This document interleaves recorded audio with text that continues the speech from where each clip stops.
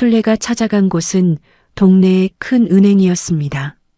1년 동안 모은 적금을 찾으러 딸이 사준 가방을 처음 어깨에 메고 그렇게 설레는 얼굴로 집을 나선 63세 어머니였어요.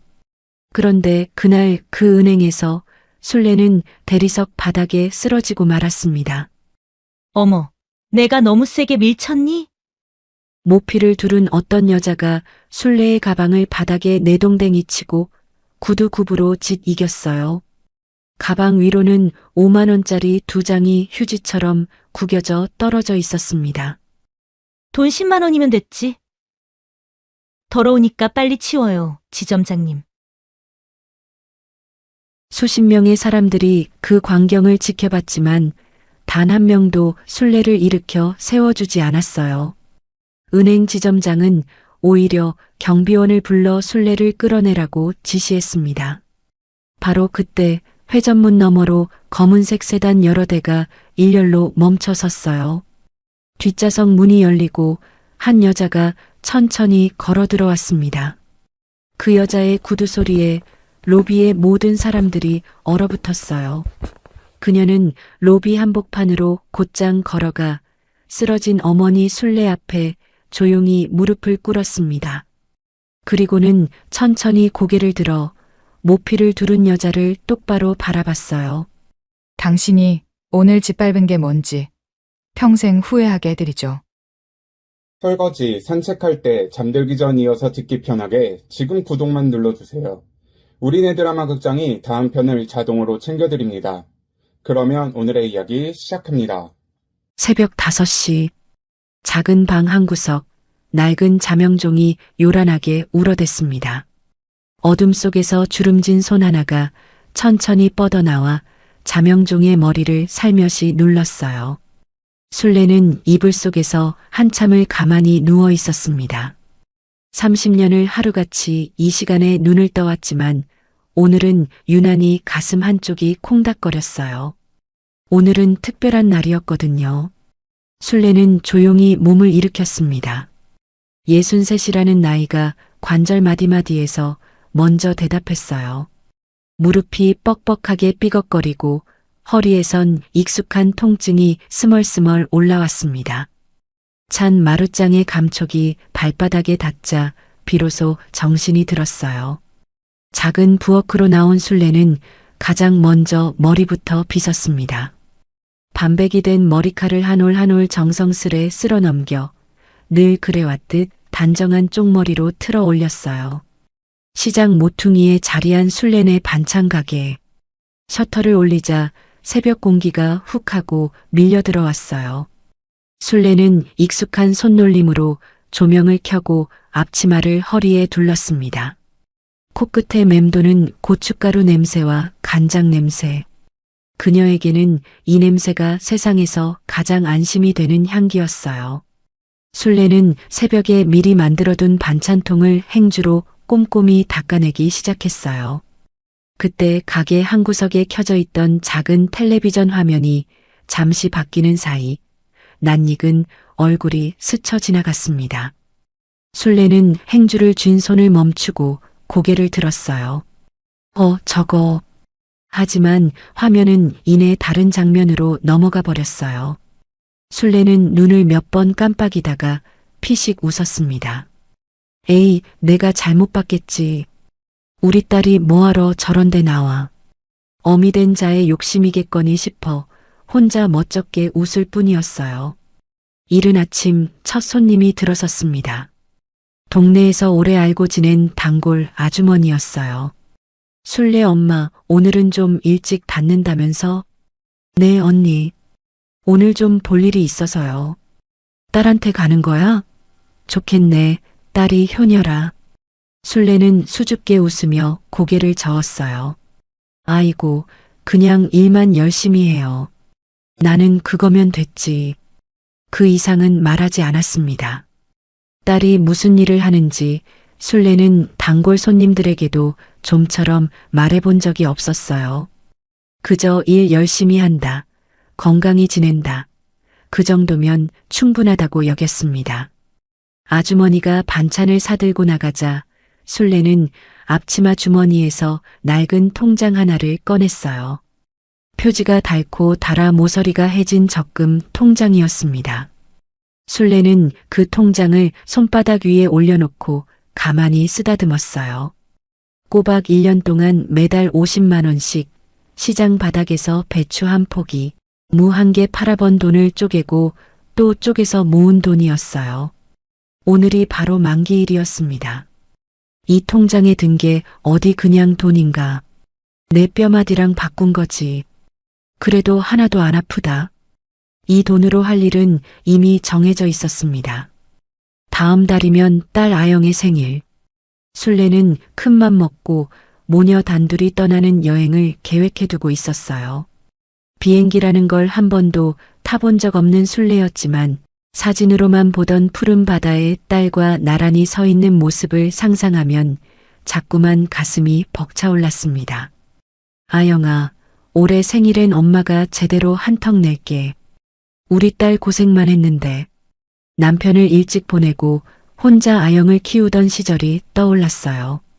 과부집 자식이라는 손가락질을 들을까봐 손톱 밑이 꺼멓게 타들어갈 만큼 일만 했던 세월이었습니다. 아영은 그런 엄마 속을 아는 듯이 반듯하게 자라주었지요. 그런데도 술래는 늘 마음 한구석이 쓰렸어요. 받기만 하는 엄마 같아서요. 이번 적금만큼은 달랐습니다. 엄마가 너 여행 보내줄게 하고 당당하게 말할 수 있는 그녀만의 무기였어요. 통장을 다시 주머니에 넣고 술래는 벽시계를 올려다봤어요. 은행 문 여는 시간에 맞춰 슬슬 준비를 해야 했습니다. 술래는 앞치마를 벗고 가게 한쪽에 걸어둔 외출복으로 갈아입었어요. 단정한 베이지색 남방의 검정 바지. 평소엔 잘 입지 않는 옷이었지만 오늘은 특별한 날이니까요. 작은 손거울 앞에 앉은 술래는 딸이 선물해준 립스틱을 꺼냈습니다. 평생 화장과는 거리가 멀었던 그녀에게 분홍빛 립스틱은 여전히 낯선 물건이었어요. 조심스레 입술에 꾹 눌러 바르자 거울 속 자신의 모습이 왠지 쑥스러워 피식 웃음이 터져 나왔습니다. 그때 주머니 속 낡은 휴대전화가 지잉하고 울렸어요. 딸한테서 온 문자였습니다. 엄마, 오늘 회사에 중요한 일정이 있어서 연락이 잘 안 될지도 몰라요. 걱정하지 말고 엄마 볼 일 잘 보고 와요. 사랑해. 짧은 문자였지만 술래는 그 몇 글자를 몇 번이고 다시 읽었어요. 늘 바쁜 딸이었습니다. 그런 딸이 엄마 걱정 안 시키려고 먼저 문자까지 보내주는 마음이 너무 고마웠어요. 그래, 엄마는 걱정 안 한다. 우리 딸 오늘도 수고해라. 술래는 답장을 꾹꾹 눌러보냈습니다. 그러고는 문 옆에 얌전히 놓아둔 가죽 가방 하나를 들어 올렸어요. 지난 설날에 딸이 안겨주었던 술래에겐 과분하기만 한 그 가방. 오늘 처음으로 메고 나갈 참이었습니다. 가방을 어깨에 걸친 술래는 마음 한편이 든든해졌어요. 이 가방과 이 통장, 이 두 가지만 있으면 오늘은 어디를 가도 기죽지 않을 것 같았습니다. 술래는 가게 셔터를 내리고 시장을 걸어 나갔어요. 이른 햇살이 그녀의 어깨 위로 따스하게 내려앉았습니다. 시장 골목을 벗어난 술래는 큰 길 건너편에서 도시 중심가로 가는 버스를 기다렸습니다. 평소에는 좀처럼 탈 일이 없는 노선이었어요. 정류장 유리창에 비친 자신의 모습을 힐끗 본 술래는 단정한 베이지색 남방에 검정 바지, 그리고 어깨에 걸친 가죽 가방이 낯설지만 어딘가 뿌듯했습니다. 버스가 도착하자 술래는 조심스럽게 올라탔어요. 이른 시간이라 자리는 제법 비어 있었습니다. 술래는 창가 쪽 자리에 앉아 가방을 무릎 위에 올리고 두 손으로 꼭 끌어안 듯 감쌌어요. 혹시라도 가방이 바닥에 닿을세라, 손잡이에 긁힐세라, 다루는 손길이 유독 조심스러웠습니다. 부드러운 가죽의 촉감이 손바닥에 닿았어요.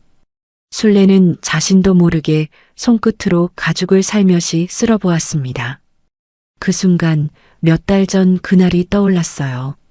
그날도 아영은 바쁘다며 저녁 늦게야 집에 들렀습니다. 딸은 현관에 들어서자마자 큰 종이 가방 하나를 내밀었어요. 술래는 그게 무슨 선물인지도 모르고 덜컥 받아들었습니다. 안에서 꺼낸 가죽 가방을 보고 술래는 한참을 말이 없었어요. 그러다 기어들어가는 목소리로 물었습니다. 아영아, 이거 진짜 비싼 거야? 엄마, 가격이 뭐가 중요해? 엄마, 이제 이런 좋은 거 들고 다녀도 돼요. 딸의 그 한마디에 술래는 그만 눈물이 핑 돌았습니다. 손에 쥔 가방보다 이 가방을 내미는 딸의 마음이 너무 무거워서요. 아니, 가격이 문제가 아니라 우리 딸 마음이 너무 귀하다. 그날 밤 술래는 혼자 방에 들어와 한참을 울었어요. 이런 큰 선물 받을 자격이 있나 싶어서 제 앞가림하기도 바쁠 딸이 엄마 기죽지 말라고 이렇게까지 해준 게 미안해서. 하지만 그 가방을 끌어안고 베개 옆에 두고 잠이 들던 날 술래의 마음 한구석에는 오랜만에 따뜻한 무언가가 차오르고 있었습니다. 버스가 덜컹거리며 모퉁이를 돌았어요. 술래는 창밖을 내다보다 문득 오래된 기억 하나가 가슴 저 밑바닥에서 천천히 떠올랐습니다. 아영이 고등학교를 졸업하고 대학 합격 통지서를 받아왔던 날이었어요. 온 가족이 기뻐해야 할 그날, 술래는 통지서 끄트머리의 등록금 액수를 보고 그만 숨이 턱 막혔습니다. 세상에 그렇게 큰 돈이 있다는 걸, 그 돈이 학기마다 필요하다는 걸 술래는 그날 처음 실감했어요. 그해 여름이었습니다. 적금을 깨도 친척들에게 머리 숙이고 다녀도 등록금의 절반도 마련하지 못했어요. 마지막 납부 기한을 며칠 앞두고 술래는 장맛비가 쏟아지는 밤길을 혼자 걸었습니다. 우산도 없이 앞치마를 입은 채로요. 어느 집 대문 앞 처마 밑에 쭈그려 앉아 술래는 목 놓아 울었어요. 아영이 알까봐 집에서는 울지도 못하고 빗소리에 울음소리가 섞여 누구도 듣지 못하도록. 그때 그 차갑고 축축한 비의 감촉은 술래의 몸 어딘가에 아직도 남아 있었습니다. 그 딸이 이제 엄마에게 이런 가방을 안겨주고 있었어요. 가죽 냄새가 꼭 딸이 일궈낸 세월의 냄새 같아서 술래는 자꾸만 가방 가까이에 얼굴을 기울이게 됐습니다. 누가 보면 짝퉁인 줄 알겠어. 내 꼴이 이래서 가방한테 미안하네. 술래는 혼잣말을 하며 피식 웃었어요. 사실 시장 바닥에서 쓰는 검은 비닐봉지가 훨씬 편한 사람이었습니다. 그런 그녀에게 이 가방은 여전히 세상 어딘가 다른 사람의 물건 같았어요. 그래도 오늘만큼은 달랐어요. 이 가방을 어깨에 걸치고 은행 문을 당당하게 밀고 들어갈 거예요. 그리고 창구 직원에게 통장을 내밀며 말할 겁니다. 내 적금 만기가 됐는데 해지하러 왔다고.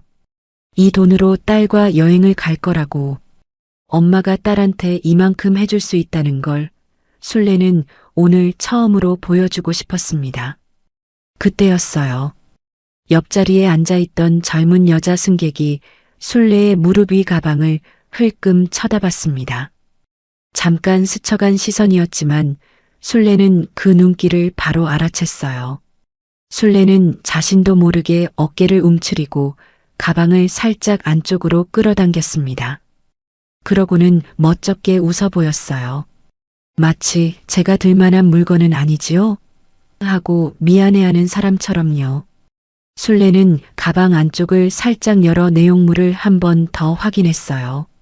낡은 적금 통장, 그리고 아영이 7살 때 찍은 사진 한 장. 환하게 웃고 있는 어린 딸의 얼굴이 통장 옆에 소중히 끼워져 있었습니다.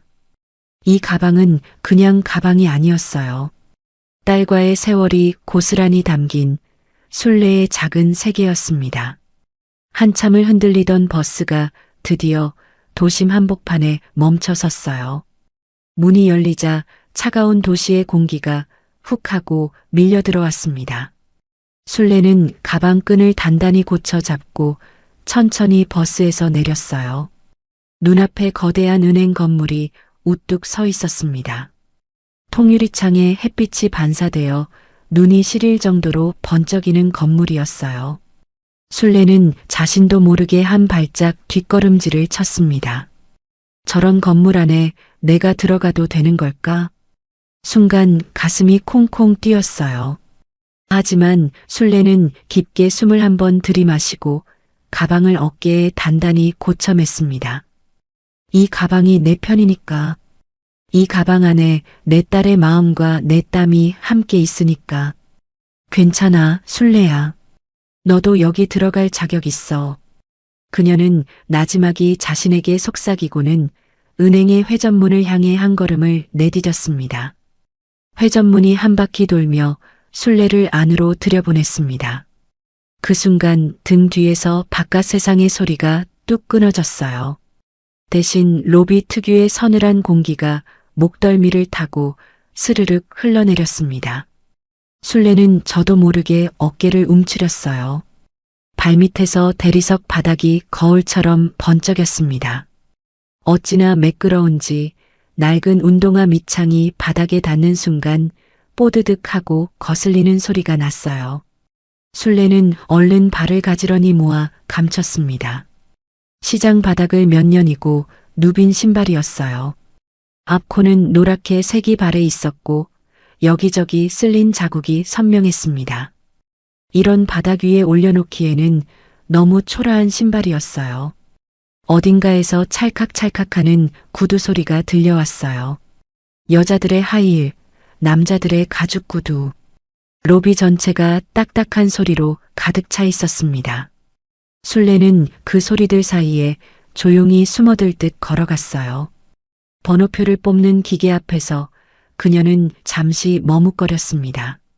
버튼이 많기도 하고 글씨도 작아 잘 보이지 않았어요. 겨우 번호표 하나를 뽑아들고 대기 의자를 찾아갔습니다. 앞자리 대기석은 이미 사람들로 가득 차 있었어요. 술래는 가장 구석진 자리에 조심스럽게 엉덩이를 걸쳤습니다. 무릎 위에 올려둔 가방을 두 손으로 꼭 잡고 술래는 전광판을 올려다봤어요. 기다리는 번호가 한참 뒤였습니다. 그녀는 긴 숨을 내쉬었어요.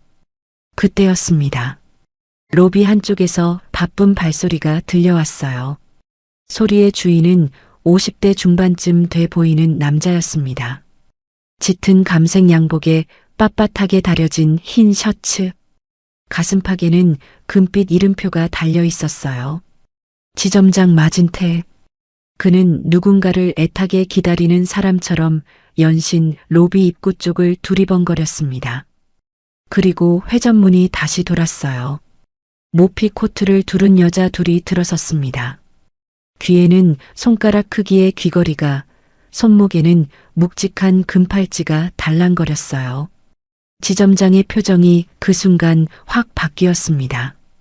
굳어있던 얼굴에 꿀을 바른 듯한 미소가 번지더니 그는 로비 한복판을 가로질러 달려갔어요. 어머, 사모님, 오늘도 미모가 눈이 부십니다. 안쪽으로 모실까요? 허리가 거의 반으로 접히도록 굽혔습니다. 두 손을 공손히 마주잡고 입은 귀에 걸릴 정도로 벌어져 있었어요. 방금 전까지 로비를 쏘아보던 매서운 눈빛은 어디로 갔는지 찾아볼 수도 없었습니다. 지난번에 말씀하신 해외 펀드, 제가 본사에 특별히 부탁해서 수익률 좋은 상품으로 따로 빼놨습니다. 지점장의 목소리는 마치 녹인 설탕처럼 끈적하게 흘러나왔어요.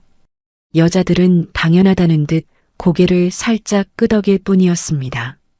지점장은 두 여자를 조심조심 모시듯 VIP실 쪽으로 안내했어요. 김대리, 사모님 커피 바로 준비해. 원두 바뀐 거 말고 사모님 늘 드시는 걸로. 지점장은 뒤돌아 큰 소리로 지시를 내렸어요. 목소리엔 권위와 아첨이 묘하게 뒤섞여 있었습니다. 모피 코트의 여자들이 VIP실 안쪽으로 사라지자 그는 허리를 펴며 만족스러운 표정을 지었어요. 그러고는 천천히 로비를 둘러봤습니다. 마진태의 시선이 대기석을 훑고 지나갔어요. 양복을 차려입은 손님, 깔끔한 정장의 중년 남자, 말끔한 옷차림의 젊은 여자. 그러다 그 시선이 구석진 자리의 순례에게 닿았습니다. 멈췄어요. 짧은 순간이었지만 순례는 그 눈빛을 놓치지 않았습니다. 위에서 아래로 머리카락부터 낡은 운동화까지 훑어내리는 눈. 그러고는 입꼬리가 한쪽으로 비뚤어지더니 혀를 쯧하고 차는 소리가 작게 들려왔어요. 정말 작은 소리였지만 그 소리는 순례의 가슴 한복판에 콕 박혔습니다. 지점장은 이내 고개를 돌리고 다른 곳으로 걸어갔어요. 순례는 가만히 무릎 위에 가방을 쓸어보았습니다. 딴 세상 같았어요. 바닥은 거울처럼 매끈하고 사람들은 다들 어딘가로 바삐 움직이고 저 지점장이라는 사람은 돈 많은 사람들한테는 허리가 꺾이도록 절을 하면서 나 같은 사람이 눈에 보이면 인상을 쓰는 곳. 그녀는 가방 끈을 꼭 움켜쥐었어요. 괜찮아, 순례야. 너도 저 사람들만큼 소중한 돈을 맡긴 손님이야. 30년 넘게 반찬 팔아번 돈, 한 푼도 허투루 쓰지 않고 모은 귀한 돈이라고. 아영아, 엄마가 조금만 참고 이 돈 찾아서 얼른 나갈게. 여긴 공기가 너무 차갑구나. 한참 뒤 전광판에 순례의 번호가 떴어요. 27번 고객님. 순례는 허리를 곧게 펴고 창구로 향했습니다. 가방을 어깨에 단단히 걸치고 한 발 한 발 차분히 걸었어요.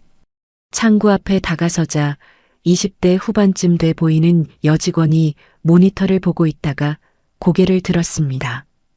그 짧은 순간 직원의 표정이 스르륵 바뀌었어요. 처음에 띄었던 업무적인 미소가 순례의 옷차림을 훑고 지나가자 살짝 굳어버렸습니다. 입꼬리만 간신히 올라가 있는 영혼 없는 미소로요. 어떤 일로 오셨어요? 목소리는 평범했지만 다른 손님에게 건넸을 법한 친절은 그 목소리에 담겨 있지 않았어요. 저 적금 해지하러 왔는데요. 이거 확인 좀 부탁드려요. 순례는 가방에서 통장을 조심스럽게 꺼내 창구 위에 올려놓았습니다. 직원은 통장을 흘끗 보더니 말없이 서랍에서 서류 한 장을 꺼냈어요. 그러고는 그 서류를 순례 앞으로 쓱 밀어놓았습니다. 살짝 밀어준 게 아니었어요. 귀찮은 걸 치워놓듯 서류 끄트머리가 창구 가장자리에 부딪혀 파르르 떨릴 정도로 건성이었습니다. 여기 성함 쓰시고 주민등록번호랑 연락처 쓰시고요. 도장 가져오셨어요? 네네. 가져왔어요. 순례는 서둘러 가방을 뒤졌어요. 직원의 표정이 이미 시계 쪽으로 가 있는 게 보였습니다. 손끝이 조금 떨렸어요. 도장을 꺼내 올려놓고 펜을 쥐고 한 글자씩 또박또박 써내려갔습니다. 그 모습을 보고 있던 지점장이 로비 반대편에서 다시 혀를 차는 것 같았어요. 한 번도 아니고 두 번째였습니다. 순례의 등 뒤로 누군가 지나가며 휴대전화를 만지작거리는 소리, 바로 옆 창구에서 다른 직원이 호탕하게 웃는 소리가 뒤섞여 들려왔어요. 그 모든 소리 속에서 순례만이 마치 소리를 집어삼킨 사람처럼 조용히 펜을 움직였습니다.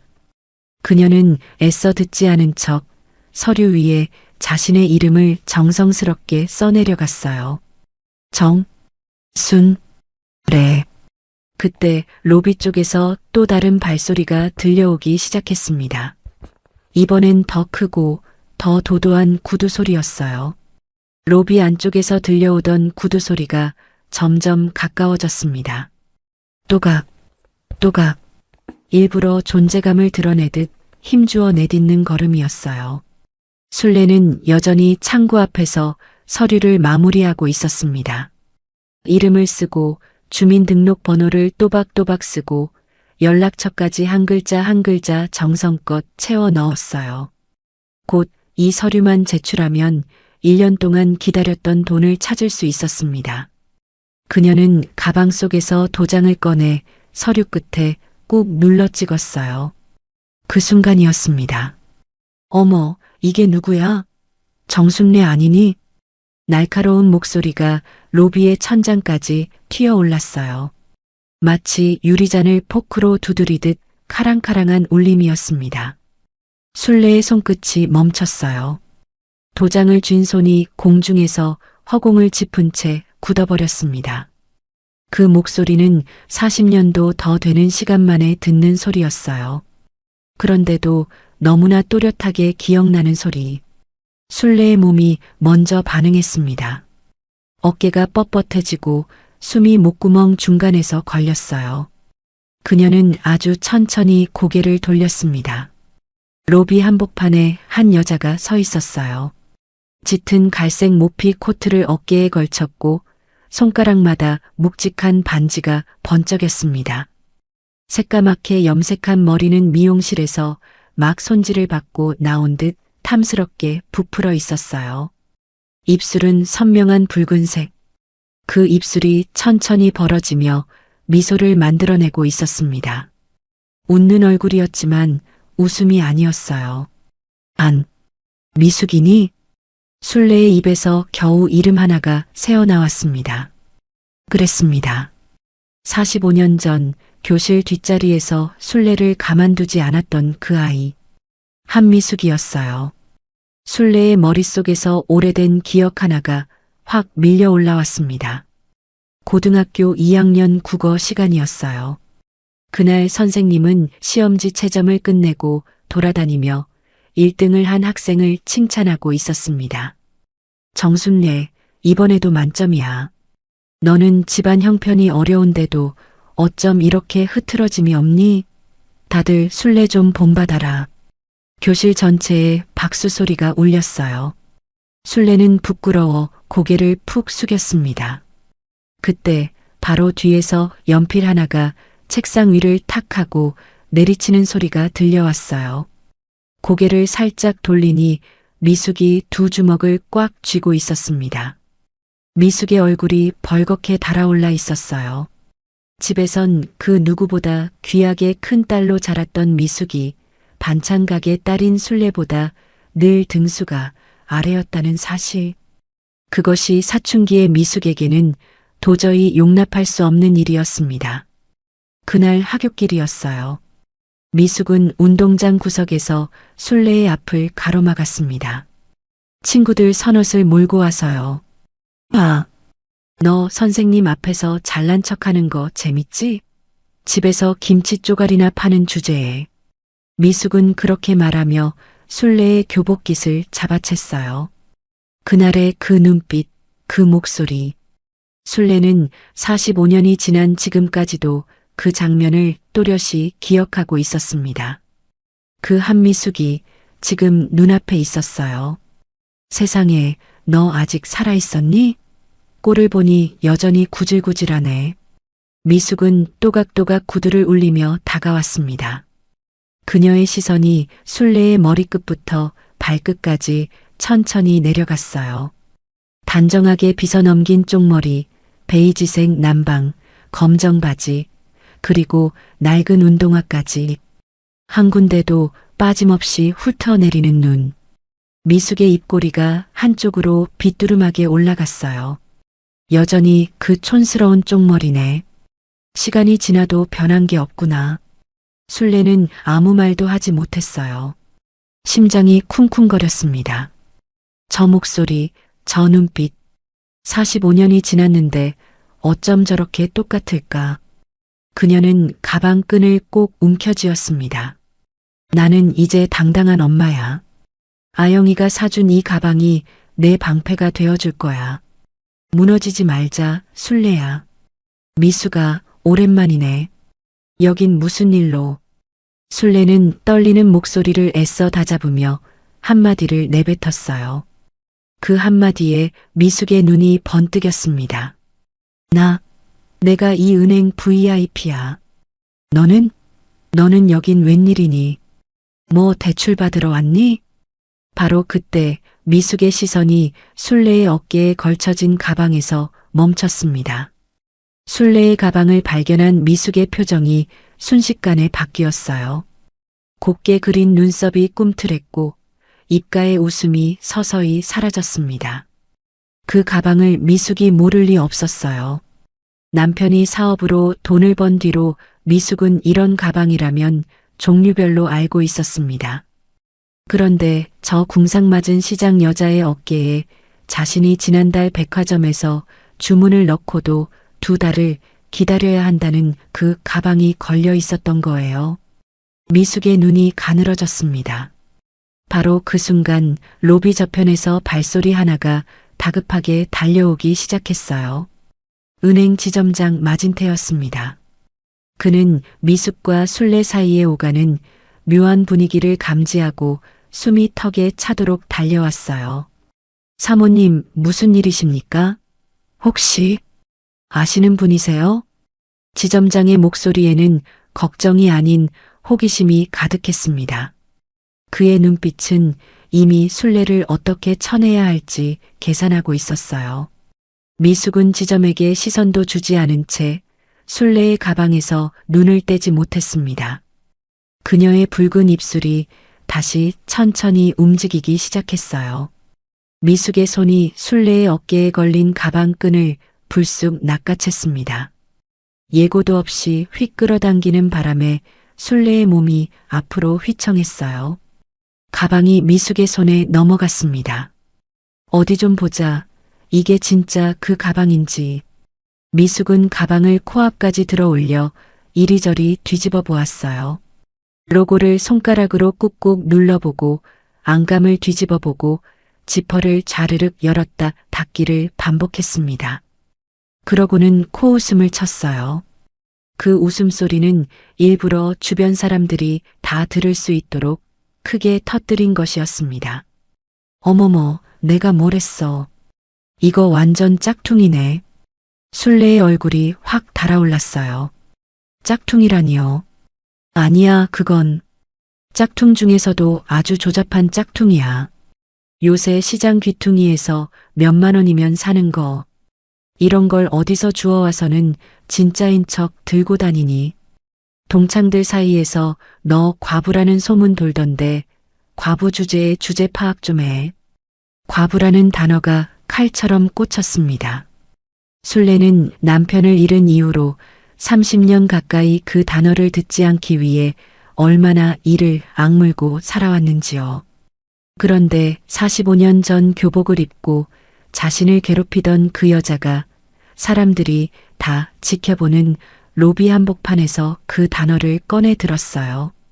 순례의 손이 파르르 떨렸습니다. 그 순간 지점장의 발소리가 다시 가까워졌어요. 사모님, 무슨 일이신지. 아이고, 할머니. 사모님, 기분 상하시게 왜 이런 걸 들고 오셔서 소란을 피우십니까? 지점장의 목소리가 순례의 귀를 때렸습니다. 그는 이미 누구의 편에 설지 결정을 내린 사람 같았어요. 순례를 향한 시선에는 이제 혀차는 정도가 아니라 명백한 짜증이 어려 있었습니다. 저는 소란 피우지 않았어요. 제가 아이 말대꾸하지 마세요. 은행에 이런 분 오시면 다른 손님들한테 폐가 된다고요. 지점장은 대놓고 순례의 말을 자르며 미숙을 향해서는 공손하게 허리를 살짝 숙였어요. 사모님, 죄송합니다. 이런 분이 들어오신 거 제가 미리 못 챙긴 불찰입니다. 곧 정리하겠습니다. 미숙은 만족스러운 표정으로 고개를 살짝 끄덕였습니다. 그리고는 가방을 여전히 손에 쥔 채 순례 쪽으로 한 발짝 더 다가섰어요. 지점장님, 요즘 은행은 이런 시장바닥 노인네들도 막 들여보내나 봐요? 수준 떨어지게. 그 한마디가 순례의 안에서 무언가를 건드렸어요. 45년을 참았던 그리고 오늘 아침부터 이 자리에서 참았던 그 모든 것이 한꺼번에 올라왔습니다. 술래는 고개를 번쩍 들었어요. 떨리던 손이 멈췄습니다. 술래는 미숙의 손에 쥐어진 가방을 향해 손을 뻗었어요. 그거나 작지만 단단한 목소리였습니다. 로비의 모든 소리가 그 목소리에 순간 덮여버렸어요. 미숙이 흠칫 놀라 술래를 쳐다봤습니다. 내 딸이 사준 가방이야. 짝퉁 아니야. 우리 딸이 엄마한테 사준 진짜 가방이라고. 내 딸 마음을 그렇게 함부로 욕보이지 마. 술래의 눈에는 눈물이 그렁그렁 맺혀 있었어요.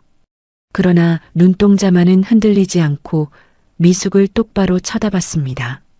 45년 전 하굣길 운동장에서 교복깃을 잡혔던 그 여고생이 아니라 30년 넘게 새벽마다 반찬을 무치며 딸 하나를 바르게 키워낸 엄마의 눈이었어요. 잠깐이었습니다. 로비가 정말 잠깐 고요해졌어요. 미숙의 얼굴이 일그러졌습니다. 그 얼굴은 마치 자신보다 한참 아래라고 생각했던 사람에게 한 대 얻어맞은 듯한 표정이었어요. 미숙의 눈썹이 꿈틀거렸습니다. 그러고는 이내 서늘한 웃음이 입가에 번졌어요. 딸이 사준 진짜? 미숙은 혀를 차더니 손에 들린 가방을 가볍게 허공에 한번 흔들어 보였습니다. 그러고는 털썩?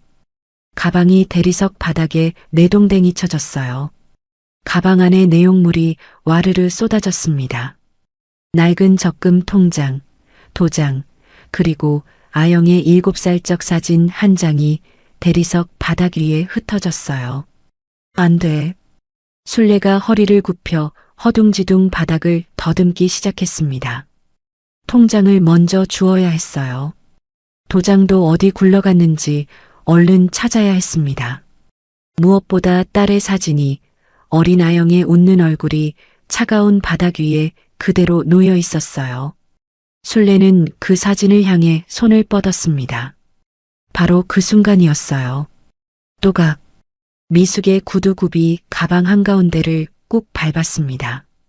가죽이 찌끄러지는 소리가 났어요. 그 굽이 천천히 원을 그리듯 돌아가며 가방을 지시겼습니다. 술래의 손이 멈췄어요. 눈앞에서 벌어지는 일을 그녀의 머리가 따라가지 못했습니다. 저 가방이 어떤 가방이었는데요? 딸이 처음 받은 월급으로 사준 것도 아니고 몇 년을 고생해 이룬 것이 겨우 자리를 잡은 뒤 엄마 생각이 제일 먼저 났다며 건네던 그 가방이었어요. 아영아. 술래의 입에서 딸의 이름이 흘러나왔습니다. 가죽이 찢어지는 소리가 술래의 가슴을 동시에 찢어놓는 것 같았어요. 로비 안의 수많은 시선이 지금 이 장면을 보고 있었습니다. 그런데 그 누구도, 그 누구 하나도 나서서 말리지 않았어요. 어떤 사람은 휴대전화로 힐끔 내려다봤고, 어떤 사람은 고개를 돌려 모르는 척을 했고, 어떤 사람은 그저 구경거리난 듯 서 있었습니다.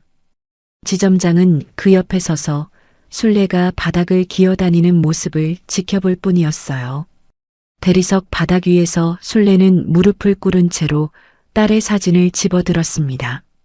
사진 모서리가 구두 자국에 눌려 구겨져 있었어요. 그녀는 떨리는 손으로 그 구김살을 폈습니다.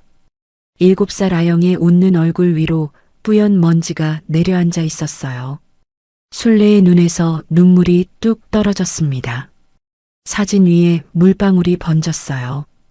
그녀는 얼른 소매로 그것을 닦아냈습니다. 내 딸 얼굴이 젖으면 안 되니까요. 미숙은 그런 술래를 내려다보며 팔짱을 꼈어요. 재미있는 구경거리를 만난 사람의 표정이었습니다. 어머, 우리 술래 눈물까지 보이네. 역시 과부는 과부야. 툭하면 울어. 술래의 몸이 부들부들 떨렸어요. 그녀는 미숙을 향해 손을 뻗었습니다. 매달리기 위해서도 사정하기 위해서도 아니었어요.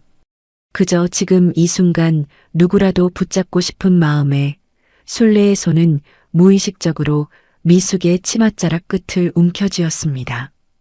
미숙아, 제발 그만해. 나 너한테 잘못한 것도 없잖아. 45년이야. 45년이 지났는데 왜? 이거 나. 미숙의 고함이 로비를 갈랐어요. 그녀는 자신의 치마를 붙든 술래의 손을 매섭게 뿌리쳤습니다. 그러고는 이어서 술래의 어깨를 팍 밀쳐냈어요. 아이고, 술래의 몸이 휘청하며 뒤로 밀렸습니다. 63의 몸이 그 힘을 버텨내지 못했어요. 그녀는 그대로 대리석 바닥 위에 쿵 하고 쓰러졌습니다. 뒤로 짚은 손목에서 뻐근한 통증이 울컥 솟았어요. 순간 숨이 턱 막혔습니다. 로비 전체가 그 소리에 얼어붙었어요. 번호표를 기다리던 사람도, 창구 앞에 서 있던 사람도, 통유리창 너머로 지나가던 행인도 모두 이쪽을 쳐다봤습니다. 수십 개의 시선이 바닥에 쓰러진 술래에게 꽂혔어요. 그러나 그 누구도 나서지 않았습니다. 움직인 사람은 단 한 명뿐이었어요. 지점장이었습니다. 그는 걱정스러운 얼굴로 달려갔어요. 쓰러진 술래에게가 아니라 미숙에게요. 사모님, 괜찮으십니까? 손 다치신 데는 없으시지요? 지점장은 미숙의 손목을 조심스럽게 살폈습니다. 술래가 손목을 꺾은 채로 바닥에 엎드려 있는 모습에는 눈길 한 번 주지 않았어요. 그는 미숙이 혹여나 놀랐을까봐, 혹여나 손끝에 긁힌 상처라도 났을까봐 그것만 걱정하는 사람이었습니다. 미숙은 찡그린 얼굴을 펴며 한번 깊게 숨을 내쉬었어요. 아유, 놀래라. 내가 너무 세게 밀쳤나? 미안해, 술래야. 근데 네 얼굴이 내 옷에 닿을 것 같아서 나도 모르게 그만. 미숙은 마치 아무 일도 없었다는 듯 태연하게 말했습니다. 그러고는 자신의 가죽 지갑을 열었어요. 지갑에서 5만 원짜리 지폐 2장을 꺼내더니 돌돌 구긴 다음 바닥에 쓰러진 술래를 향해 휙 던졌습니다. 돈 2장이 팔랑거리며 술래의 머리 위로 흩어졌어요. 한 장은 술래의 어깨에 걸쳐졌고 다른 한 장은 그녀의 눈앞 바닥에 떨어졌습니다. 자, 10만 원. 이걸로 짝퉁 하나 더 사던가 보약이나 지어 먹어. 넘어진 값이야. 로비 한쪽에서 누군가 짧게 숨을 들이쉬는 소리가 들렸어요. 차마 볼 수 없다는 듯 고개를 돌리는 사람도 있었습니다. 그러나 그뿐이었어요. 술래는 바닥에 주저앉은 채로 그 돈을 내려다봤어요. 눈앞이 뿌옇게 흐려졌습니다. 손목이 욱신거리는 건 이미 느껴지지도 않았어요. 가슴 한복판이 너무 아파서 몸의 다른 통증은 머릿속에서 지워져 버렸습니다. 아영아. 술래의 입속에서 딸의 이름이 수없이 맴돌았어요. 엄마가 못나서 미안해. 너는 이렇게 빛나는 사람인데 이 엄마는 여전히 이런 대접을 받는 사람이라서 저 돈이 엄마 얼굴 위로 떨어질 때 엄마 인생도 같이 바닥에 처박히는 것 같았어. 여보, 당신이 저 하늘에서 이걸 보고 있다면 제발 우리 아영이가 준 이 마음이 짓밟히는 걸 막아줘요. 술래는 바닥에 떨어진 5만 원짜리 지폐 2장을 천천히 집어들었어요. 그리고 떨리는 손으로 그것을 구겨서 자신의 앞치마 주머니도 가방 안도 아닌 바닥에 지시겨진 가방 위에 살그머니 올려놓았습니다. 돈이라는 건 이 자리에서 아무 의미가 없다는 듯이요. 그 모습을 본 미숙의 눈이 다시 가늘어졌어요. 아니, 이것 봐라. 자존심은 있네. 미숙은 혀를 찼습니다. 그러고는 지점장을 향해 턱짓을 했어요. 지점장님, 뭐해요? 더러우니까 빨리 치워요. 이 은행이 거지 수용소도 아니고. 지점장의 얼굴이 굳었습니다. 그는 망설일 새도 없이 로비 한쪽을 향해 손짓을 했어요. 경비 어디 갔어? 당장 와. 술래는 고개를 들었어요. 흐려진 시야 너머로 검은색 유니폼을 입은 남자 둘이 달려오는 게 보였습니다. 경비원들이었어요. 그들의 얼굴에는 난처한 기색이 묻어 있었지만 지점장의 고함 앞에서 머뭇거릴 여유는 없어 보였습니다. 이 노인네 당장 끌어내. 지금 당장. 지점장의 목소리는 어느새 사모님을 모시던 그 나긋함이 아니었어요. 아랫사람을 부리는 명령조였습니다. 로비에 남아있던 사람들이 저마다 한 걸음씩 뒤로 물러섰어요. 마치 이 일에 엮이면 안 된다는 듯 조용히 자신의 자리로 돌아가는 사람들의 움직임이 분주했습니다. 경비원 한 명이 술래의 팔꿈치 아래를 잡았어요. 그리고 천천히 일으켜 세우려 했습니다. 술래는 그 손길에 밀려 비틀거리며 일어섰어요. 일어서면서 그녀는 발밑에 지지겨진 가방을 다시 한번 내려다봤습니다. 그 위에 얌전히 올려둔 5만 원짜리 2장까지.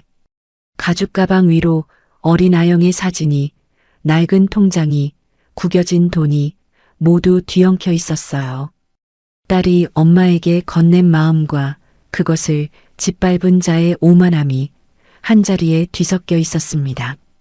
술래의 입술이 떨렸어요. 그녀는 어깨가 떨리도록 울기 시작했습니다. 소리도 내지 못하고 그저 눈물만 흐르는 그런 울음이었어요. 63을 살아오는 동안 술래는 많은 일을 겪었지만 오늘만큼 자신이 작아 보였던 적은 없었습니다. 우리 딸한테 미안해서 그래요. 이걸 엄마가 못 지켜서. 술래의 속삭임이 로비 바닥에 흩어졌어요. 경비원의 손이 그녀의 팔을 더 단단히 움켜쥐었습니다. 그녀의 몸이 회전문 쪽으로 끌려가기 시작했어요. 바로 그때였습니다. 회전문 너머 바깥 도로변에서 여러 대의 검은색 세단이 연이어 멈춰 서는 것이 보였어요.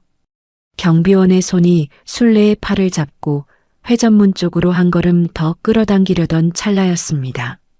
로비의 통유리창 너머로 검은색 세단 여러 대가 일렬로 도로변에 멈춰 섰어요. 뒷좌석 문이 차례로 열리더니 양복을 차려입은 사람들이 하나둘 내리기 시작했습니다.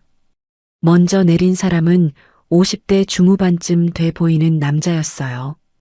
은퇴 안경에 짙은 네이비 양복. 그는 내리자마자 뒤따라오는 차량의 뒷좌석 문 앞에 공손하게 섰습니다. 아주 중요한 누군가를 모시듯이요. 그 차에서 한 여자가 내렸습니다. 또각 첫 발소리가 보도에 울렸어요. 그리고 회전문이 천천히 돌기 시작했습니다. 로비 안에서 그 장면을 가장 먼저 본 사람은 창고 쪽에 있던 말단 직원이었어요. 직원의 표정이 일순간 굳었습니다. 옆자리 동료의 팔꿈치를 툭 치더니 눈짓으로 회전문 쪽을 가리켰어요. 두 사람의 얼굴이 동시에 하얗게 변했습니다. 오늘인가? 오늘이야? 달력에 이번 주라고 써 있었는데 오늘이었던 것 같아. 직원들의 속삭임이 순식간에 로비 전체로 퍼졌어요. 창구마다 업무를 보던 직원들이 하나둘 일어섰습니다. 옆 지점장 대리가 책상에서 튀어나와 허둥지둥 넥타이를 고쳐맸어요. 지점장은 여전히 미숙 옆에 서서 술래의 퇴장을 흡족하게 바라보고 있었습니다. 그는 로비의 분위기가 묘하게 얼어붙고 있다는 것을 뒤늦게 감지했어요. 고개를 돌려 직원들 쪽을 봤을 때 부하 직원 하나가 입술을 달싹이며 지점장을 향해 다급하게 신호를 보내고 있었습니다. 지점장의 눈썹이 꿈틀했어요. 회전문이 완전히 돌았습니다. 로비 안으로 들어선 여자는 30 중후반 정도로 보였어요. 검은색 재킷에 흰 블라우스, 간결하지만 한 올의 흐트러짐도 없는 복장, 목에는 아무런 장신구도 없었고 손에는 서류 가방 하나만 들고 있었습니다. 미숙처럼 모피도 번쩍이는 반지도 커다란 귀걸이도 없었어요. 그런데도 그녀가 로비에 발을 들인 순간 로비의 공기가 바뀌었습니다. 또각, 또각, 또각 절도 있는 구두 소리가 대리석 바닥을 울렸어요. 여자의 뒤로 임원들이 일렬로 따라붙었습니다. 그들은 여자의 반보 뒤에서 정확한 간격을 맞추며 걸었어요.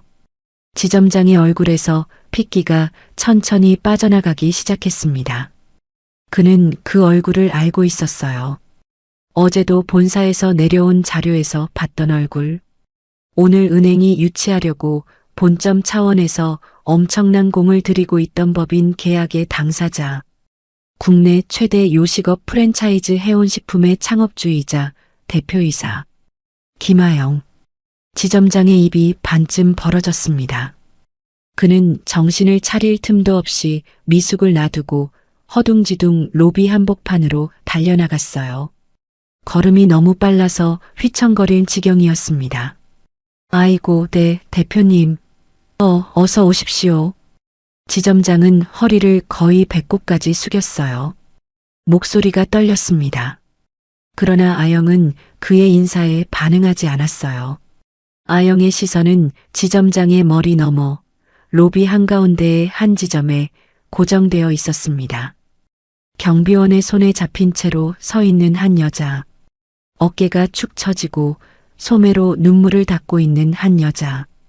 바닥에는 지시겨진 가죽 가방과 흩어진 5만 원짜리 지폐, 구겨진 통장, 그리고 작은 사진 한 장.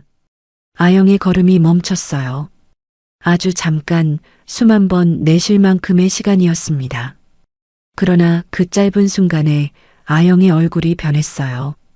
처음에는 눈을 한번 깜빡였고, 다음에는 동공이 흔들렸고, 그 다음에는 턱에 아주 미세한 힘이 들어갔습니다.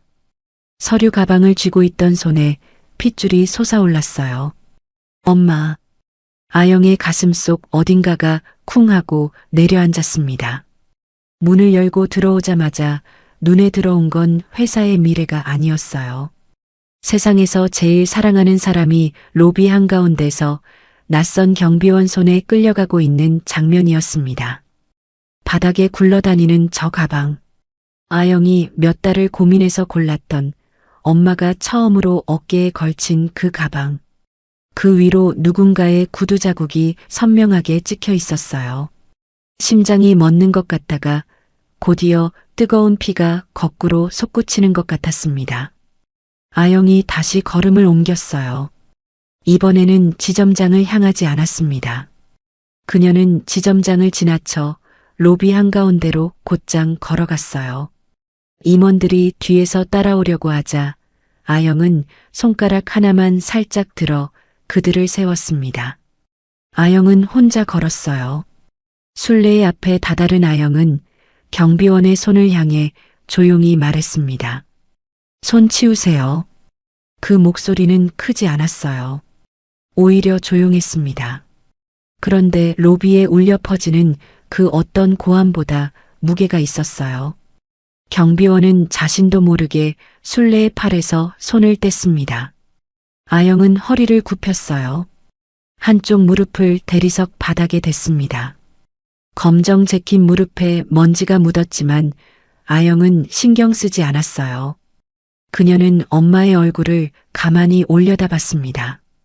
엄마의 눈에는 눈물이 말라붙은 자국이 있었고 손목은 붉게 부어올라 있었어요. 엄마. 아영의 목소리가 처음으로 떨렸습니다. 엄마, 내 눈 좀 봐요. 누구예요? 누가 우리 엄마한테 이랬어요? 술래는 고개를 들었어요. 흐려진 시야 속에서 서서히 딸의 얼굴이 또렷해졌습니다. 바닥에 한쪽 무릎을 꿇고 자신을 올려다보는 딸. 새벽에 문자를 보냈던 그 바쁘다던 딸이 지금 왜 이 은행에 있는지 술래는 도저히 이해할 수 없었어요. 아영아, 너가 여기 왜?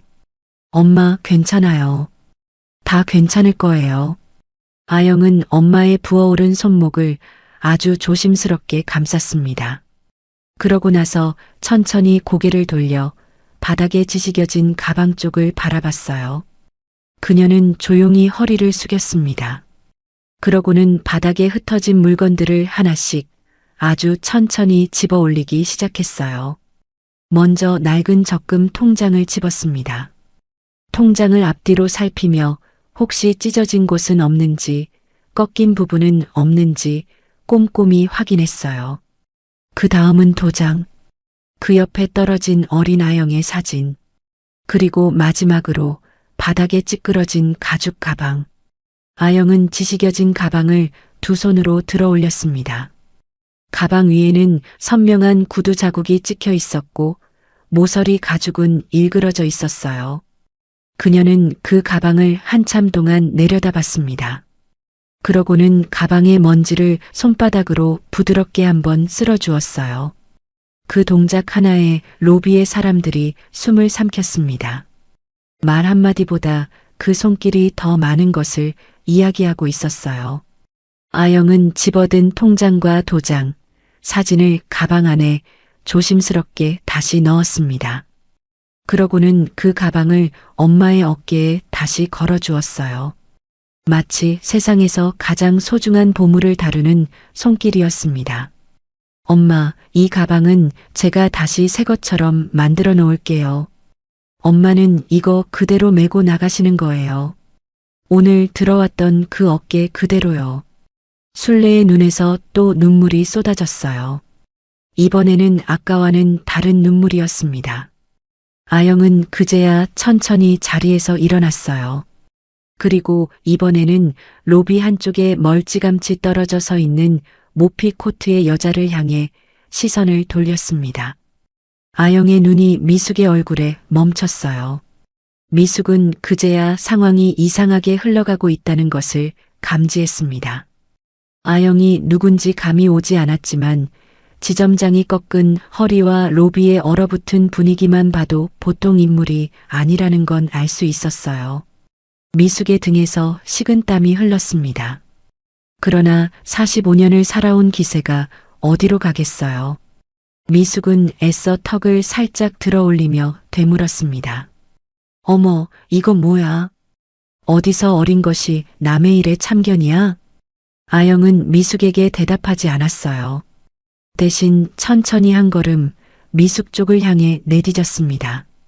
딱 한 걸음. 그 한 걸음에 미숙의 몸이 자신도 모르게 살짝 뒤로 움찔했어요. 너 같은 애가 끼어들 자리가 아닌 것 같은데? 혹시 뭐라도 되니? 여기는 은행이야. 우리 남편이 어느 정도 되는 사람인지는 알고 함부로 참견하는 거니? 미숙은 기세를 잃지 않으려 애썼습니다. 말에 서두가 안 맞고 목소리 끝이 미세하게 떨리고 있었지만 오히려 그것을 감추려고 더 크게 소리쳤어요. 지점장이 그 옆에서 허둥지둥 미숙을 말렸습니다. 사모님, 제발 잠시만 조용히. 뭐예요, 지점장님? 왜 그래요? 내가 뭐 잘못했어요? 지점장은 그 말을 끝까지 듣지 않았어요. 그는 미숙 쪽으로 고개도 돌리지 않고 땀이 흐르는 얼굴로 아영 앞에 다시 섰습니다. 그는 이미 누구 앞에서 빌어야 하는지 본능적으로 알고 있었어요. 네, 대표님. 이게 다 오해가 있는 모양인데 제가 수습을 하겠습니다. 일단 VIP실로 자리를 옮기시면. 지점장님. 아영은 지점장의 말을 끊었어요. 아영은 서늘한 눈으로 지점장을 내려다봤어요.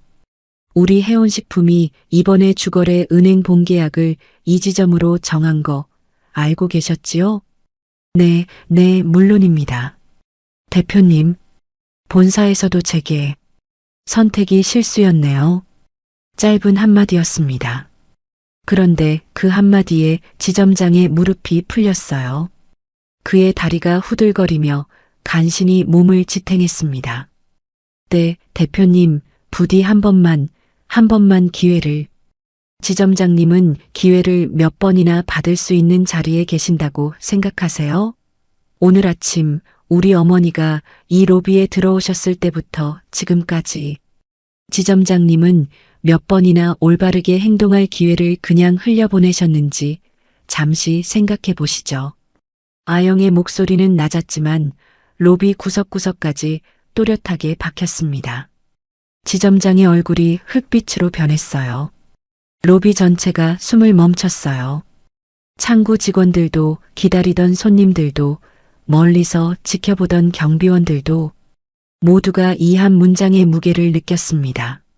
아영은 이어서 임원 한 명을 향해 고개를 살짝 돌렸어요. 김 이사님, 영상 보존 조치해 주세요. 이 로비 CCTV 전부 한 장면도 지워지면 안 됩니다. 제 어머니에게 벌어진 상황 정리해서 바로 알려주세요. 예, 대표님. 은퇴 안경의 남자가 짧게 대답했습니다. 그는 곧장 휴대전화를 꺼내 어디론가 지시를 내리기 시작했어요. 미숙의 얼굴에서 그제야 핏기가 완전히 빠졌습니다. 그녀의 입술이 파르르 떨렸어요. 그런데 아영은 아직 미숙을 제대로 쳐다보지도 않고 있었습니다. 그 무관심이 오히려 미숙을 더 공포로 몰아넣었어요. 아영이 이제 막 이 로비에서 벌어진 모든 일의 책임자를 하나하나 짚어내려 하고 있었습니다. 김 이사님, 이쪽으로 자리 옮겨드릴까요? 대표님 모시고 VIP실로. 지점장이 조심스럽게 말을 꺼내려는 찰나 아영이 손가락 하나를 살짝 들어 올렸습니다. 그 손짓 한 번에 지점장의 말이 뚝 끊겼어요. 아영은 고개를 돌려 지점장실 쪽을 바라봤습니다. 저쪽 지점장실 비어 있지요? 예. 제 집무실입니다. 오늘 하루 좀 빌리겠습니다. 이 일 정리되기 전까지요. 지점장은 거의 기어 들어가는 목소리로 물론이죠를 반복했어요. 아영은 엄마를 향해 몸을 돌렸습니다. 순례는 여전히 어리둥절한 얼굴로 딸을 올려다보고 있었어요. 엄마, 잠깐만 여기 앉아 계세요. 금방 정리하고 나올게요. 아영은 로비 구석의 소파로 엄마를 안내했습니다. 여직원 하나를 불러 따뜻한 차 한 잔을 부탁하고 엄마의 손에 지시겨진 가방을 조심스럽게 쥐어드렸어요. 그러고는 지점장실 쪽으로 몸을 돌렸습니다. 아영의 뒤로 임원들이 일사불란하게 움직이기 시작했어요. 은퇴 안경의 김 이사가 가장 먼저 움직였습니다. 그는 로비 직원 하나를 손짓으로 불러 은행 전체 CCTV의 지난 1시간 분량을 백업하도록 지시했어요. 지점장은 곁에서 그 광경을 지켜보면서도 감히 끼어들 엄두를 내지 못했습니다. 예, 대표님 모실 시간까지 제가 직접 확인한 뒤 보고 드리겠습니다. 김 이사는 짧게 아영에게 목례를 하고 창구 쪽으로 향했어요. 다른 임원 2명도 그를 따라갔습니다. 그들은 창구 앞에 줄지어 있던 직원들에게 한 명씩 다가가 조용히 말을 건넸어요. 누가 처음 순례를 응대했는지, 그 과정이 어땠는지, 옆자리 창구에서는 어떤 대화가 오갔는지, 로비에 있던 목격자들 중 몇몇도 임원들에게 자진해서 다가와 조심스레 말을 건넸습니다. 그중 한 중년 여자는 눈물 글썽한 채로 입을 열었어요. 저 할머니가 아무 잘못도 안 하셨어요. 저 아까 그 모피 입은 분이 할머니 가방을 빼앗아서 바닥에 던지시더니 밟으셨거든요. 그리고 할머니 밀쳐서 쓰러뜨리고 돈까지 뿌리셨어요. 그게 사람이 할 짓인가 싶어서 저도 무서워서 말리질 못하고 다른 여자도 옆에서 거들었습니다. 저 지점장이 오히려 할머니 편이 아니라 저쪽 부인 편이었어요. 할머니한테 당장 나가라고 경비까지 부르던걸요. 임원들은 그들의 이야기를 한마디도 놓치지 않고 받아 적었어요. 불과 10분이 채 지나지 않아 김 이사는 정리된 내용을 아영에게 보고하러 지점장실 쪽으로 향했습니다. 그 사이 미숙은 지점장실 한가운데에 뻣뻣하게 서 있었어요. 아영이 자신을 지점장실로 따라오라고 지시했을 때 미숙은 마지막 자존심을 지키겠다는 듯 턱을 치켜들며 따라 들어왔습니다. 그러나 방 안에 들어와 문이 닫히는 순간 그녀의 얼굴에서 허세가 서서히 무너져 내리기 시작했어요. 아영이 지점장 책상 뒤에 가죽 의자에 앉았습니다. 그 의자는 원래 지점장의 자리였지만 이제 아무도 그것을 지적할 생각을 하지 못했어요. 지점장은 제 방에 들어와서도 자기 자리에 앉지 못하고 문 앞에 어정쩡하게 서 있었습니다. 김 이사가 문을 살짝 두드리고 들어왔어요. 그는 아영에게 다가와 낮은 목소리로 지금까지 수집된 내용을 보고하기 시작했습니다. 확인된 사실만 말씀드리겠습니다. 오늘 아침 9시 15분경 어머님께서 이 지점 창구에서 적금 해지 업무를 위해 대기하고 계셨습니다. 이때 창구 직원의 대응이 명백히 불친절했던 정황, 여러 목격자 증언으로 확인됐습니다. 9시 반경 한미숙 씨가 VIP실에서 나와 어머님을 발견한 후 일방적으로 모욕적인 발언을 시작했고요. 어머님께서 메고 계시던 가방을 강제로 빼앗아 로고 부분을 훼손한 뒤 대리석 바닥에 내던지고 구두 굽으로 짓밟았습니다. 어머님께서 물건을 주우려 다가서자 이분이 어머님을 밀쳐 넘어뜨렸고요. 손목에 타박상 입으신 걸로 보입니다.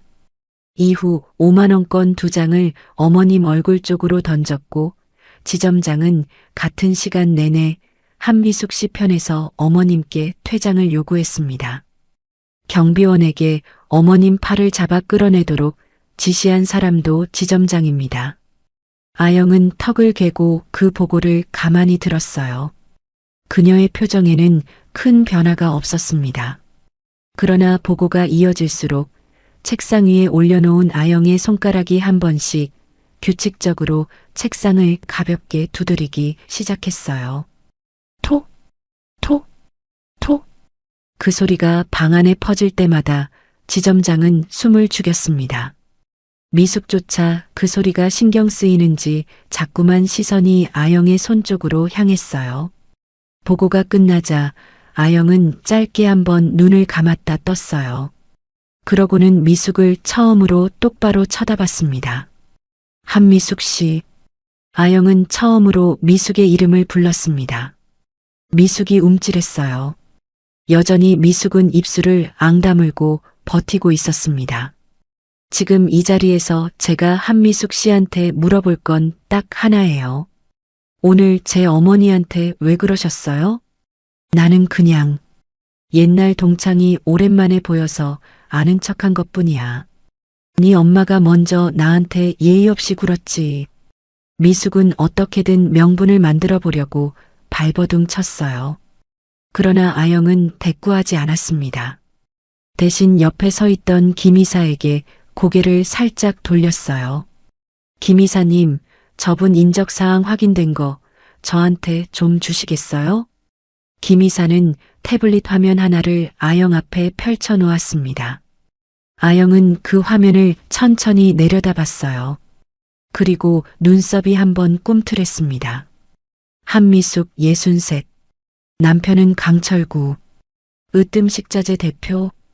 아영은 이름을 읽어내리던 도중 잠깐 멈췄어요. 그녀는 김 이사를 올려다봤습니다. 김 이사님, 으뜸식자재. 맞아요? 네.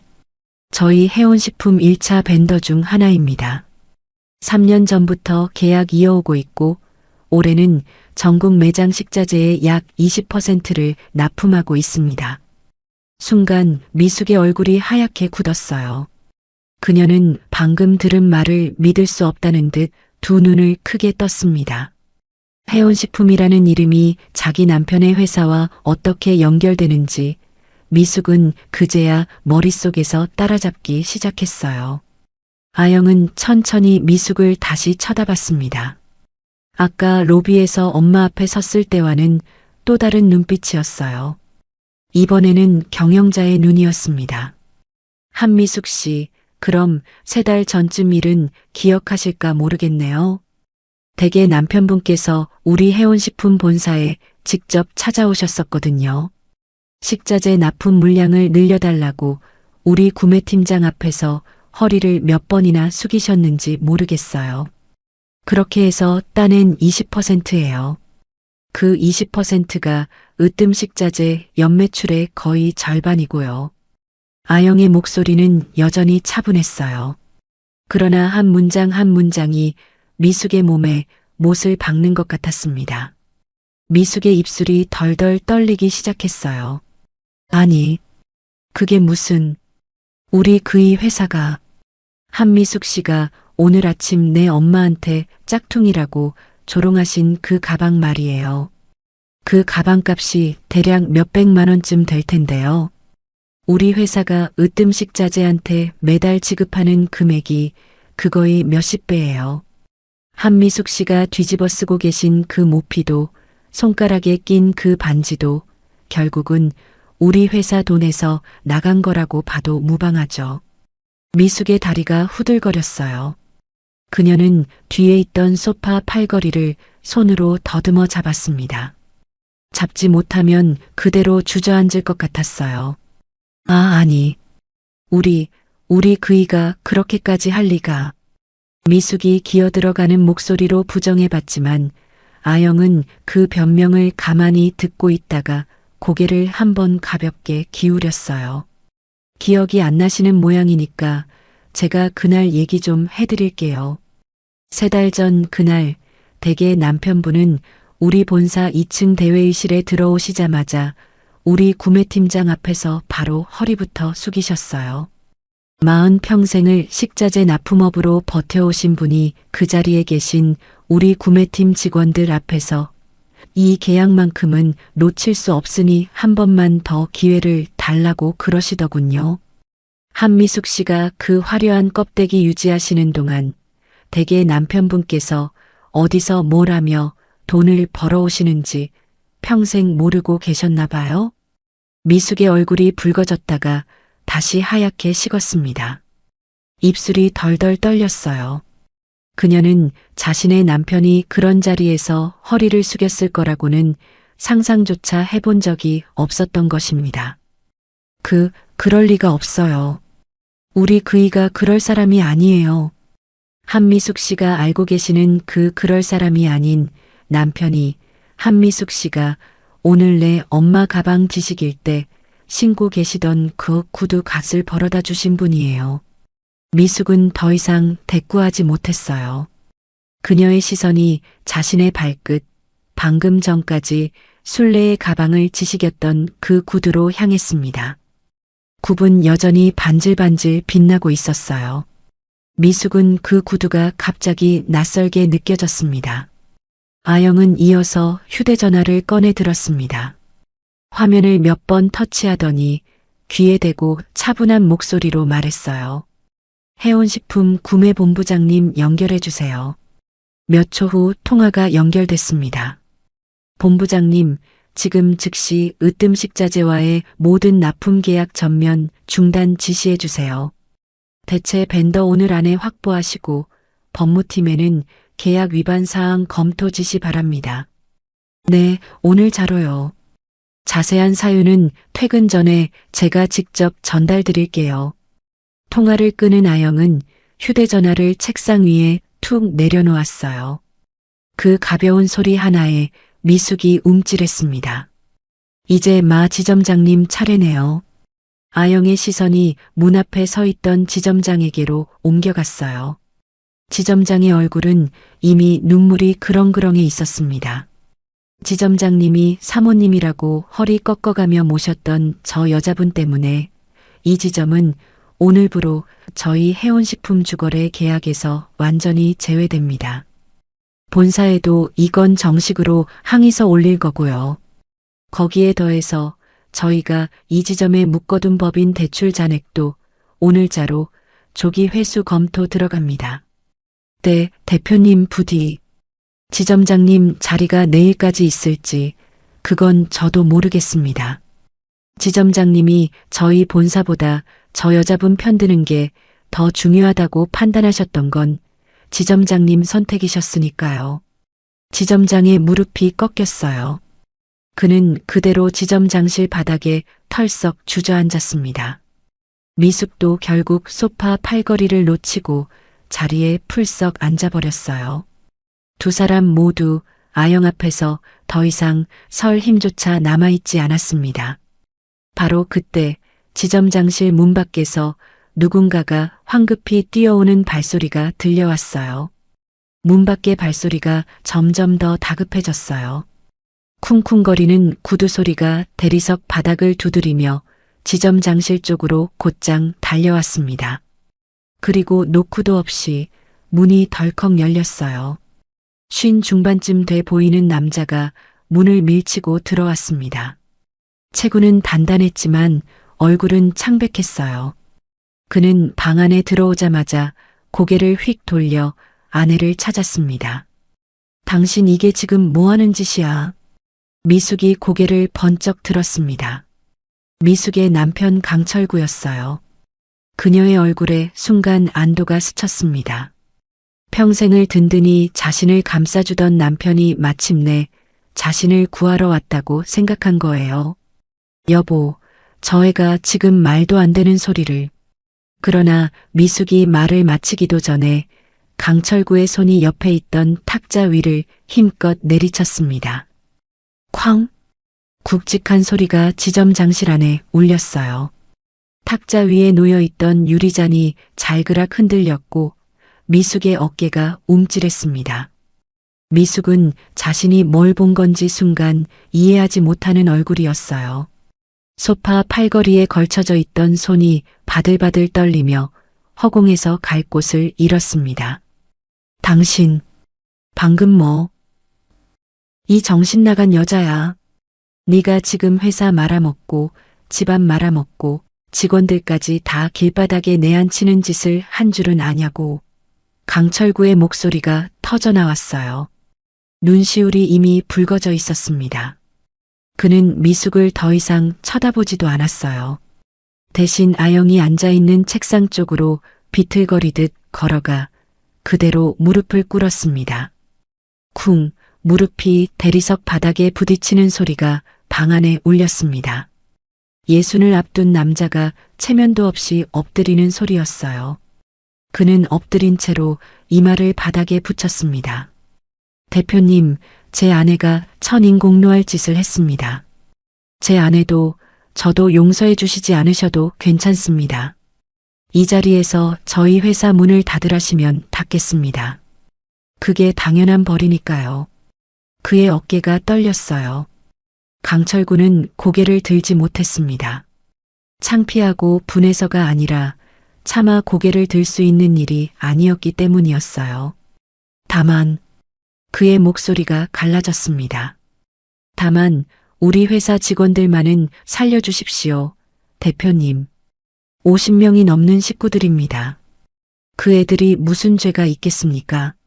제 집안이 망하는 건 제 업보지만 그 애들 밥그릇까지 깨지는 건 제가 어떻게든 막고 싶습니다. 강철구의 이마가 바닥에 더 깊이 박혔어요. 어깨가 들썩였습니다. 산의 나이 예순을 바라보는 사람이 울음을 삼키는 소리가 그 방 안에 가득 찼습니다. 미숙은 그 모습을 멍하니 바라봤어요. 남편이 자신 때문에 누군가 앞에서 무릎을 꿇고 이마를 바닥에 찢는 장면은 평생 상상해 본 적도 없었던 광경이었습니다. 아영은 책상에서 천천히 일어났어요. 그녀는 무릎 꿇은 강철구 앞으로 걸어갔습니다. 그러고는 허리를 살짝 숙여 강철구의 어깨에 손을 올렸어요. 사장님, 일어나시죠. 아닙니다, 대표님. 저는 일어나세요, 사장님. 아영의 목소리는 아까 미숙을 향할 때와 달랐어요. 날이 서 있지 않았습니다. 오히려 담담했어요. 강철구는 그제야 어색하게 몸을 일으켰습니다. 그의 이마에는 바닥에 찌은 자국이 붉게 남아 있었고 눈가에는 눈물이 줄줄 흐르고 있었어요. 아영은 그 얼굴을 가만히 살폈습니다. 그리고는 한번 숨을 고르더니 말을 이었어요. 사장님, 사장님께서 3달 전에 우리 본사에 직접 찾아오셨을 때 구매팀에서 저에게 보고를 올린 적이 있어요. 으뜸식자재 대표님이 참 성실한 분이시라고요. 단가 후려치지 않고 납품 일정 한 번도 어긴 적 없고 구매팀장 앞에서 허리 숙이시는 모습까지 인상 깊었다고요. 그건 사장님이 평생 쌓아오신 신뢰였어요. 그 신뢰는 오늘 이 자리와 별개로 제가 인정하고 있습니다. 강철구의 어깨가 움찔했어요. 그는 눈을 크게 뜨고 아영을 쳐다봤습니다. 그러니 기회를 드릴게요. 단 사장님 가정 문제는 사장님께서 먼저 정리하셔야 할 겁니다. 저 사람이 여전히 사장님 옆에 있는 한 저는 으뜸식자재와 같은 식탁에 앉을 수 없으니까요. 아영의 목소리는 담담했어요. 그러나 그 한마디가 강철구의 가슴에 무겁게 박혔습니다. 그는 잠시 숨을 고르며 천천히 고개를 떨구었어요. 그리고 한참을 그대로 있었습니다. 미숙은 남편의 그 긴 침묵이 무서웠어요.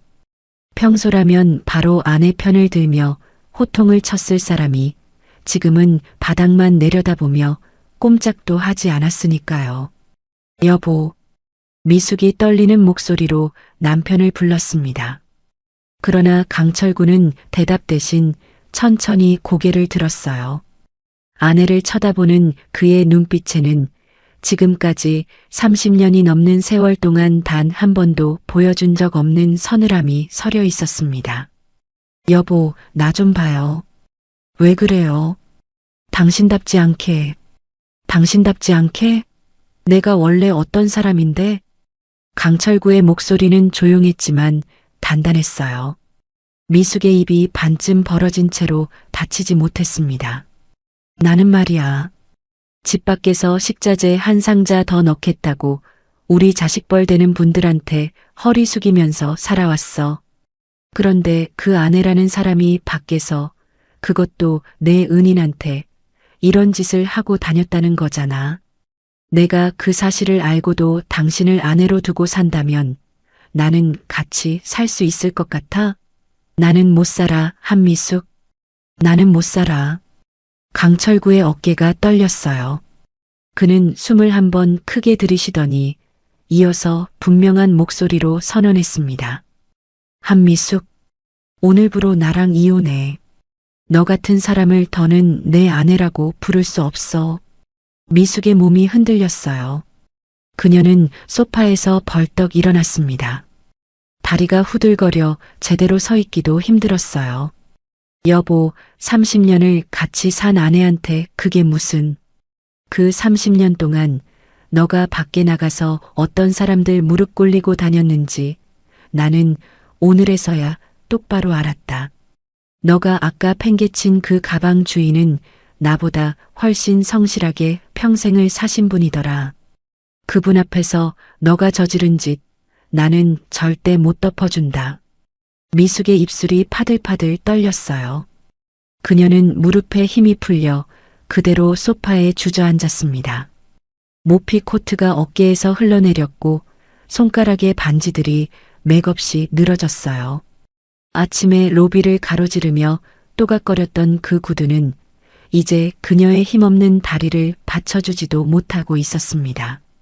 아영은 임원 한 명에게 눈짓을 했어요.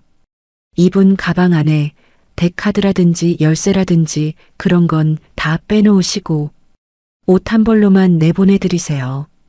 저분이 타고 오신 차, 타고 오신 모피, 이 반지까지 전부 으뜸식자재 법인 자산으로 확인되면 오늘 자로 회수 조치됩니다.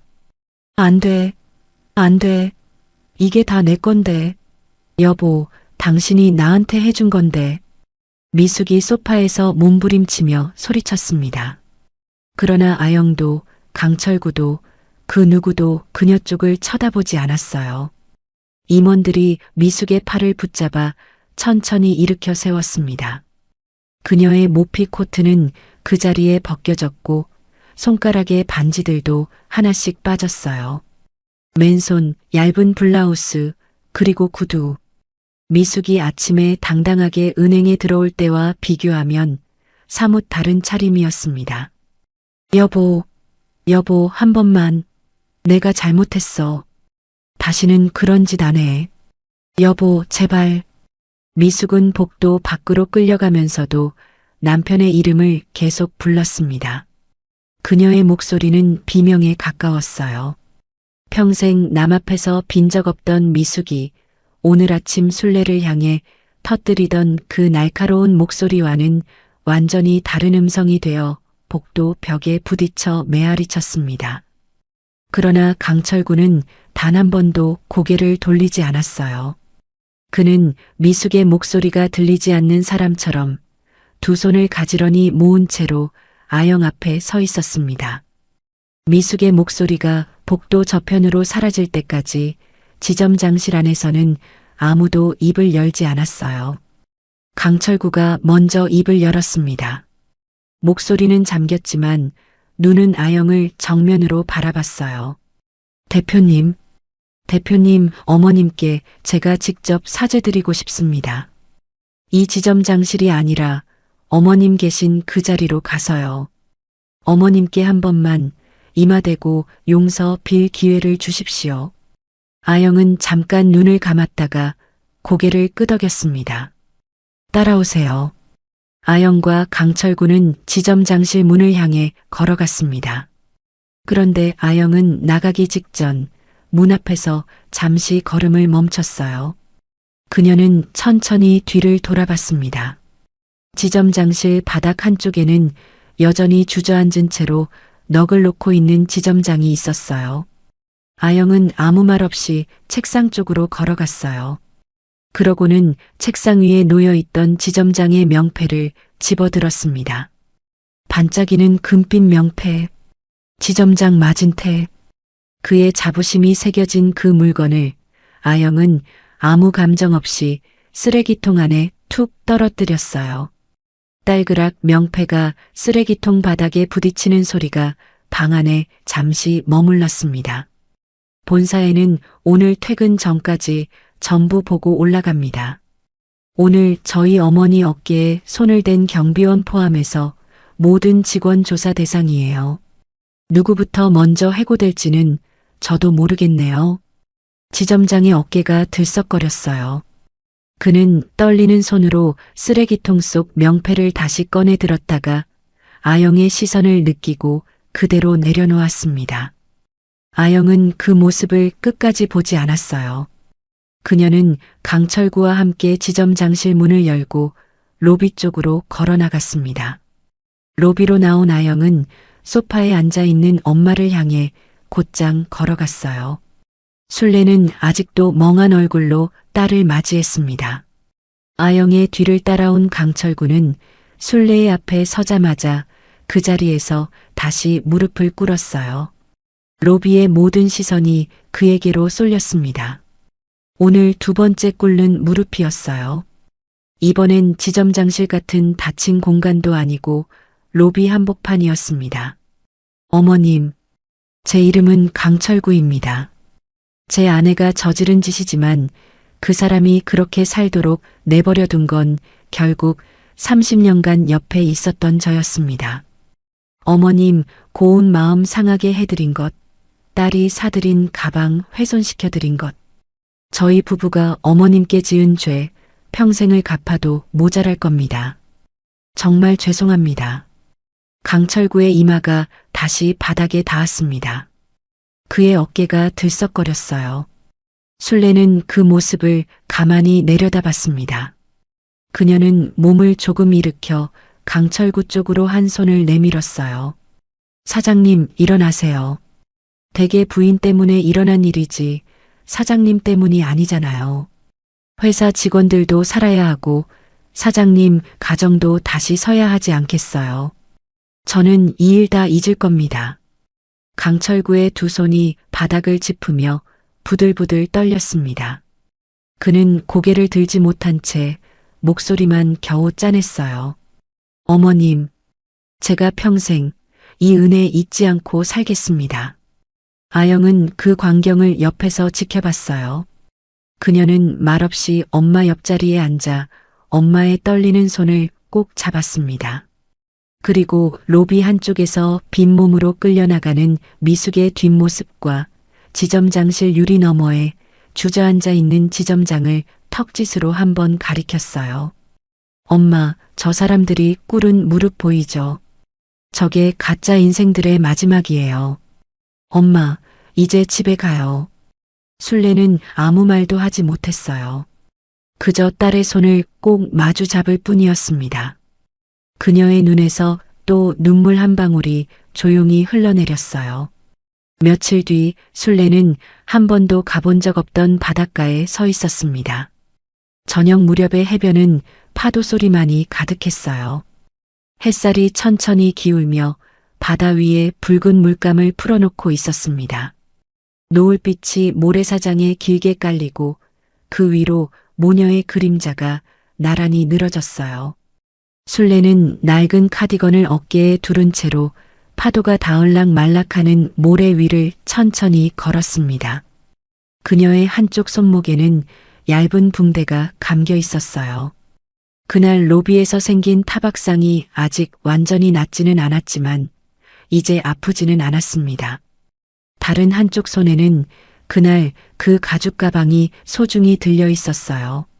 아영이 장인에게 특별히 맡겨 복원시킨 그 가방이었습니다. 아영은 그런 엄마의 반보 뒤에서 조용히 따라 걸었어요. 오늘 아침 출발하기 전에 아영은 엄마에게 새 가방 하나를 새로 사드리겠다고 했었습니다. 그러나 순례는 손사래를 쳤어요. 이 가방이 좋다고, 이 가방만큼 자기에게 잘 맞는 가방은 세상에 없다고요. 잠시 걸음을 멈춘 순례가 모래 위에 가만히 앉았습니다. 아영도 엄마 옆에 나란히 앉았어요.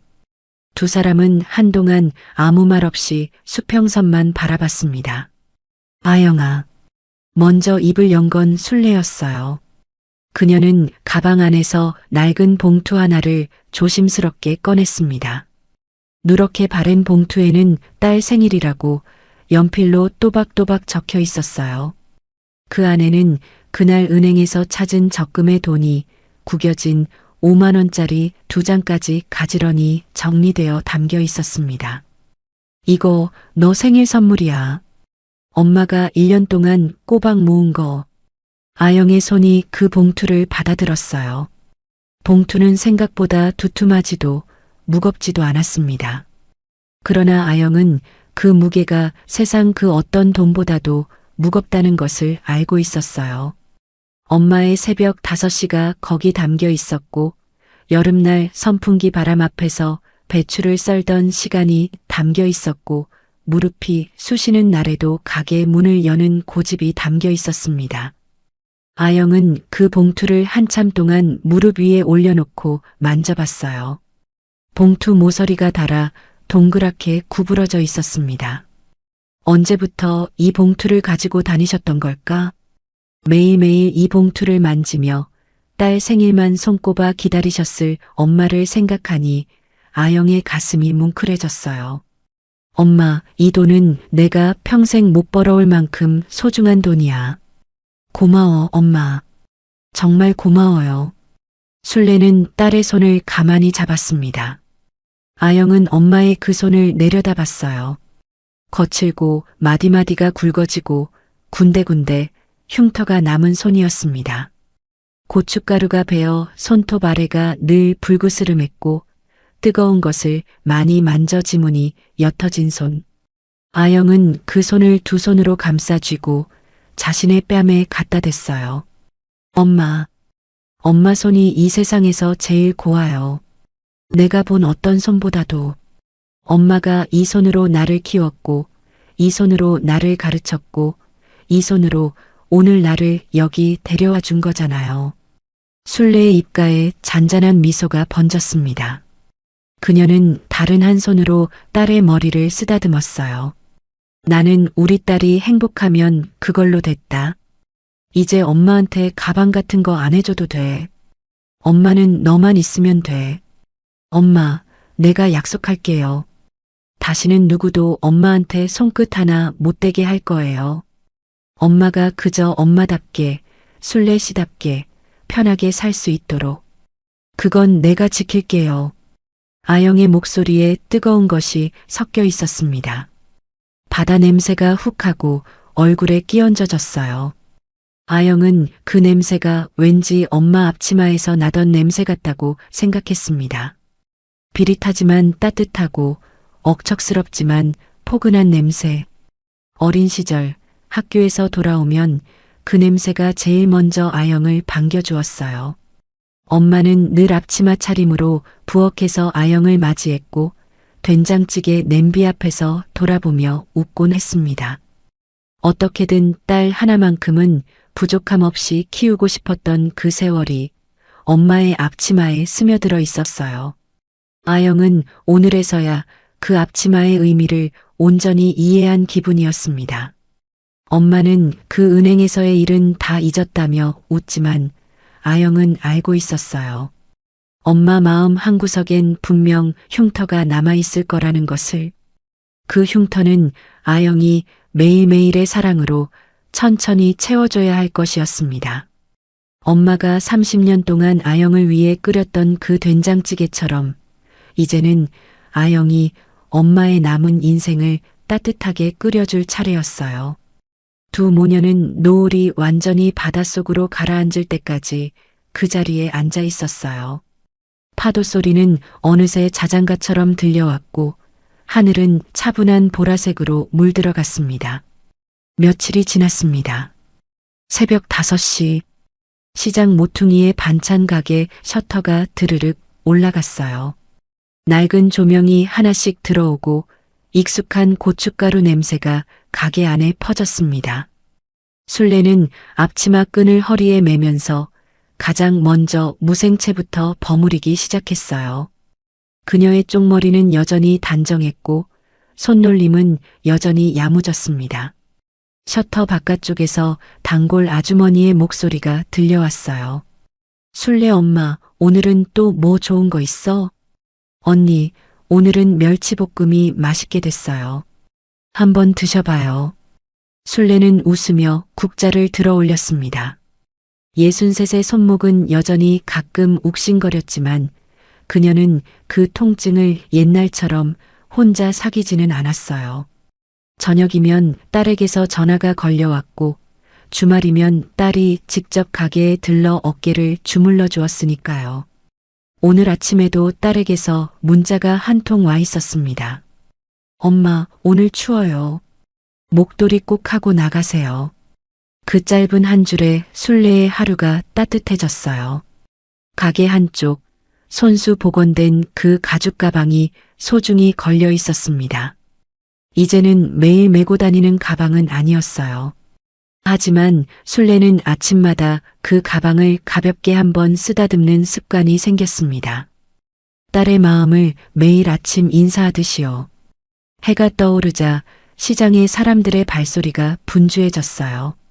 술래의 고단한 하루가 또 시작되고 있었습니다. 그러나 그녀는 이제 혼자가 아니었어요. 어깨 위의 짐도 가슴 속의 흉터도 이제는 딸과 함께 나눠들 수 있는 무게였습니다. 시장의 아침 햇살이 술래의 어깨 위로 따스하게 내려앉았어요. 그녀의 가게 문 위로 그날과 똑같은 햇살이 그러나 그날과는 전혀 다른 온기로 번져가고 있었습니다. 오늘 이야기 어떠셨나요? 딸 아영이가 엄마에게 사준 가방 하나, 그 가방이 짓밟히는 걸 보면서 여러분은 누구 생각이 가장 먼저 나셨나요? 저는 저의 어머니 생각이 났습니다. 자식이 받을 대접보다 훨씬 못한 대접을 받으면서도 자식 앞에서는 한 번도 내색하지 않으셨던 우리 어머니들. 그분들의 손이 거친 이유를, 손톱 아래가 검은 이유를 같은 부모가 되고 나서야 비로소 알게 되지요. 오늘 이 영상 다 보시고 마음속으로 따뜻한 부모님의 미소가 떠오르셨으면 좋겠습니다. 저는 오늘도 여러분의 하루가 따뜻하기를 바랍니다. 오늘 이야기가 마음에 남으셨다면 구독과 알림으로 다음 만남을 예약해주세요. 우리네 드라마 극장이 다시 찾아갑니다. 그리고 오늘 이야기를 듣고 느낀 감정과 생각을 댓글로 소통해주세요.